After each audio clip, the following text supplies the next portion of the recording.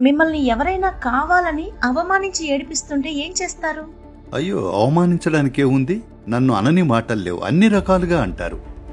కానీ అవమాన పడాలా వద్దా అన్నది మీ చేతుల్లోనే ఉంది కదా.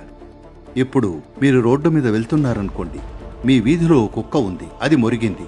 అది మిమ్మల్ని ఏం తిడుతుందో మీకు అర్థమవుతుందా? లేదు. అదేమేం తిడుతోందో దాని భాషలో ఓ అని ఏదేదో అంటుంది. ఎన్ని బూతులు తిడుతుందో మీకు తెలియదు. మీ దారిని మీరు వెళ్తారు, కరవడానికి వచ్చినప్పుడు మాత్రమే స్పందిస్తారు. ఇది కూడా అంతే. ఏమంటున్నా అలాగే ఉండాలి. కరవడానికి వస్తే మాత్రం స్పందించాలి.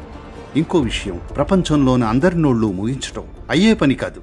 ఎంతెంతో పెద్ద నియంతలే వచ్చారు, అందరి నోళ్లు మూయించాలని చూశారు, వాళ్ల వల్లే కాలేదు. మీరు ప్రయత్నించకండి. Ignore పண்றதுதான் best. పట్టించుకోకపోవడం కాదు, గమనించాలి ఎవరేమంటున్నారో. ఎందుకంటే గమనించకపోతే రేపు కరుస్తారు.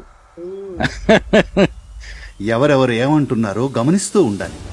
తనకి తెలిసిందే తను వాగుతున్నాడు, అది నా గురించి కాదు. దాని ద్వారా తన మానసిక స్థితినే బయట పెట్టుకుంటున్నాడు.